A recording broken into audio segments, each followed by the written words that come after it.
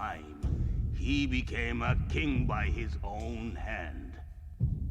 This story shall also be told.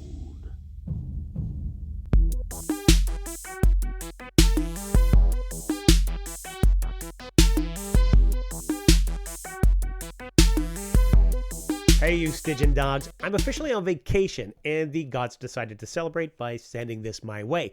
It's the Mezco Toyz 112 Collective King Conan. Let's unbox it together. As you may know, I placed this on pre-order early last November and have been eagerly anticipating its arrival. I think it's fair to say that with Mezco, you can be pretty confident with what you'll receive. So with that in mind, this won't really be a review. I'll let the unboxing speak to the quality of the figure and accessories. I will say that by the end of the video, I think you'll agree that everything looks fantastic, and I assure you that it is. You'll have a chance to see a few different configurations, and I'm especially enamored with the beardless monarch. The head sculpt is remarkable, and it feels like Buscema's King Conan come to life. Ultimately, this figure comes with my highest recommendation. While you view the unboxing, in lieu of any insightful play-by-play commentary, I thought I'd read from Chapter 4 of Volume 3 of Roy Thomas's Barbarian Life, a literary biography of Conan the Barbarian. The chapter presents a concise overview of Robert E. Howard's use of Conan as king, along with the monarch's appearance and other prestige, and the journey to his appearance in Marvel's King Conan and beyond. So here we go. Texas-born Robert E. Howard, creator of King Kull, Bran McMorn, Solomon Kane, the original Red Sonja, and so many other sword-wielding protagonists, wrote approximately 24 stories about his most popular hero, Conan the Cimmerian, between 1932 and his untimely suicide in 1936. Howard recorded Conan's exploits in no particular order when he introduced the Barbarian in Weird Tales, the legendary U.S. pulp magazine which also spotlighted master horror author H.P. Lovecraft, with 2 stories that start a 40-plus Conan as king of civilized Aquilonia, the Phoenix on the Sword and the Scarlet Citadel. Yes, in the very first 2 Conan adventures ever published, Conan was already a king, just as Howard's earlier creation, Kull, had been, in all 3 of his appearances in Weird Tales. For Conan's 3rd exploit, Howard went back to a far earlier period of the Cimmerian's life. In fact, the Tower of the Elephant featured the youngest Conan that REH ever depicted, before or later in a Weird Tales published story. Coincidentally, that story is far and away my personal favorite of them all. After Tower, Howard jumped around all over the place, with the Barbarian being 30-something in one story, 20-ish in another, but never again a king, until one of his last Conan stories, the book-length The Hour of the Dragon, better known as Conan the Conqueror. In that novel, the events of Phoenix on the Sword and Scarlet Citadel are a year or 3 in the past, but Conan is still unmarried and thus lacking an heir, though by the end of Dragon, he announces on a whim that he plans to make the Numidian harem girl Zenobia his queen, doubtless because she had risked her life to free him from the royal dungeon. Whether it was romance or a legal heir that was uppermost in Conan's mind, Howard never said. Hour of the Dragon is chronologically the latest of any Conan story, at least any Conan story by Robert E. Howard, and those are the ones that really count. It's noteworthy that in all 3 of REH's King Conan outings, the Cimmerian is faced with a threat to his kingship, and in 2 of them, he is actually dethroned and has to fight to win back his crown. By now, Howard had finally learned the lesson he should have learned with his King Kull stories. It may be good to be the king, but it makes for dull reading in an adventure epic, unless you have the sovereign leader lose his cornet so he has to win it all over again.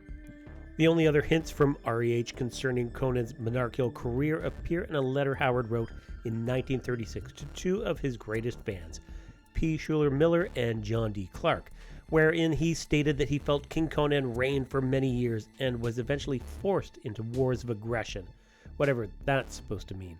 Also that later he may have abdicated in favor of a son and traveled across the Western Sea to a certain nameless continent. You guess which one. And then later he may have returned to Aquilonia to stand beside his heir in one great final battle against their mutual foes.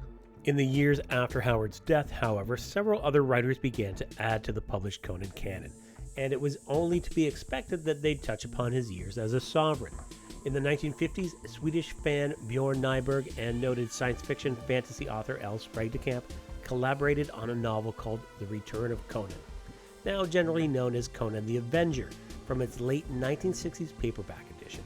which occurs about a year after his marriage to Zenobia, and which shows the still heirless warrior king off to rescue his abducted queen from sorcerers and their evil ilk.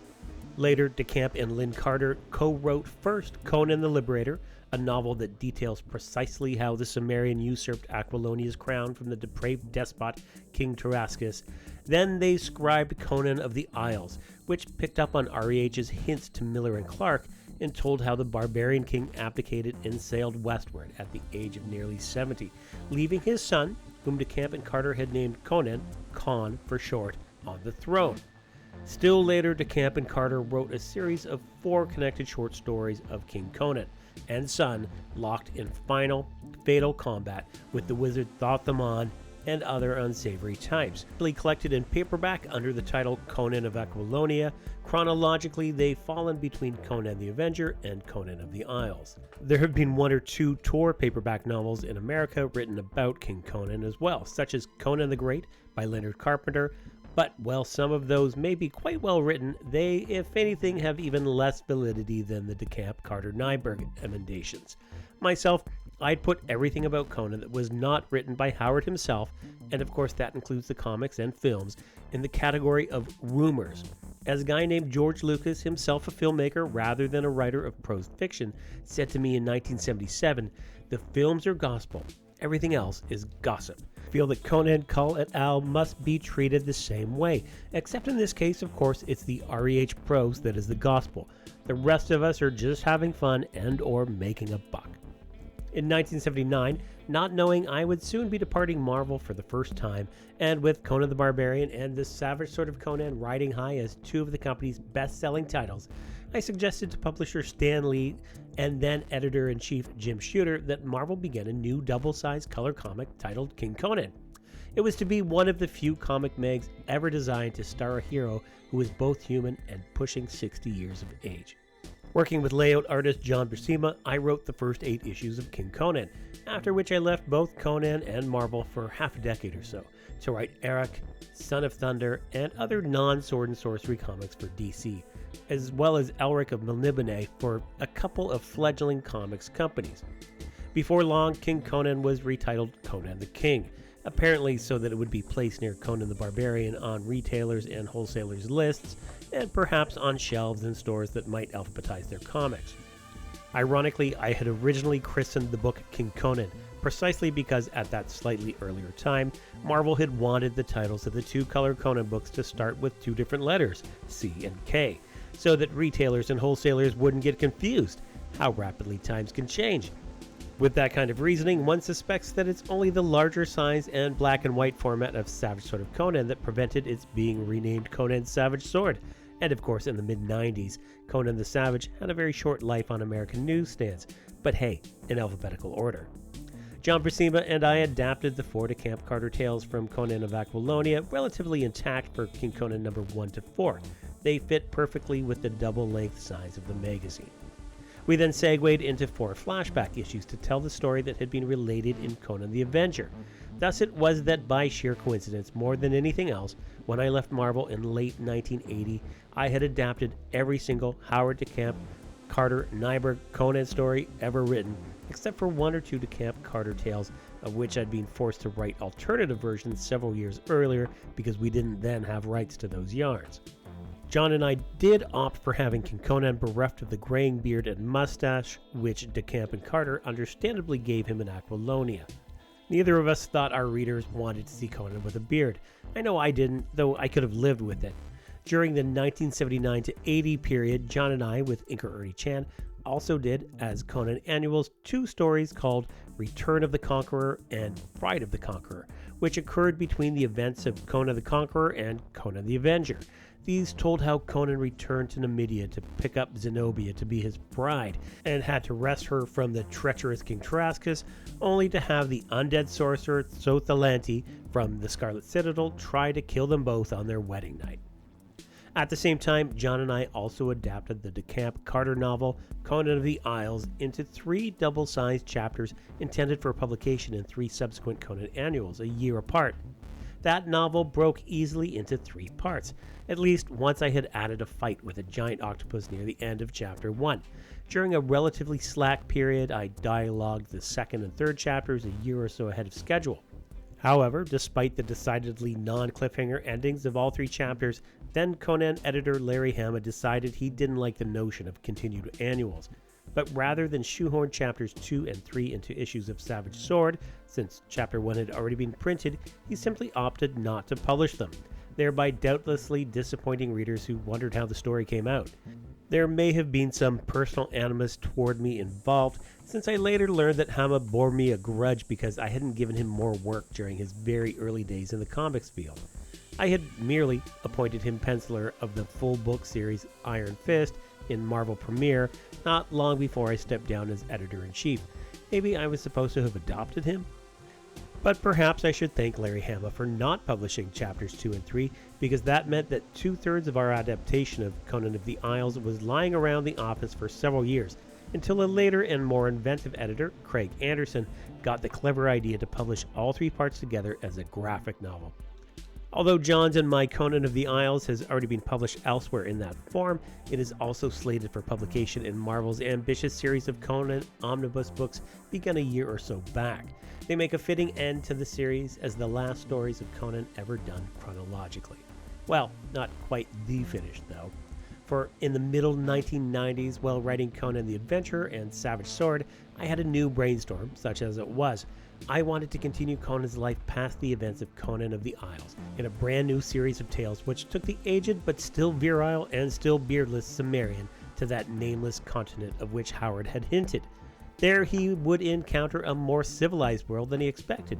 Indeed, I decided to tie this Western Hemisphere of the Hyborian Age in with the works of American fantasy horror writer Clark Ashton Smith, who was one of the big 3 of Weird Tales magazine in 1930s, along with Howard and Lovecraft. Smith didn't write of swashbuckling heroes in his mystical magical outings the way REH did, but I'd long thought that Smith's made-up lands like Zothique in particular would be a fabulous setting for Conan to wander into, sword in hand, just to see what would happen. On my own, though with the permission of then Conan editor Richard Ashford, I obtained the rights to adapt various CAS stories, and began the new series with The Necromancers of Nott, based on one of Clark Ashton Smith's tales. I'll confess that it was very hard for me to kill off faithful Sigurd in that story, after writing of him in the Conan of the Isles graphic novel and elsewhere, but I wanted the Cimmerian to come alone to the shores of a weird new world. Naturally, I had plenty of other old Conan stories in mind, but alas, a hastily inked Necromancers of Nott became the final issue of the short-lived Conan the Savage, successor in the US to Savage Sword. Somehow, however, that story was a befitting last voyage for the Barbarian, even if John Buscema ill-advisedly farmed out the inking so that the end result looked not unlike a coloring book, one of his worst-looking art jobs ever. But like the rest of us, Big John should be judged on his best work and on his general high standards, not a single lapse. As to King Conan, Conan the King, under either title the comic had a fine and respectable history for its long run, with many tales centering on Conan's son Con and on the wars of the Hyborian Age. Nor did it stop there. From time to time after I began writing Conan comics again in the late 1980s, in such stories as The Revenge of the Landretheux, a sequel to Conan the Liberator, which Ernie Chan and I did for the Savage Sword of Conan number 214, plus another short tale or 3, I enjoyed having the redoubtable Cimmerian plop his crown onto his head, draw his ceremonial sword, and take off into the bush after a rival or a wizard, to the dismay of his courtiers. King or barbarian, pirate or thief, there's no one in the history of fantasy adventure like Conan the Cimmerian, and there never will be. Thanks for watching, liking, consider subscribing, and until next time, take it easy, you Stygian Dogs.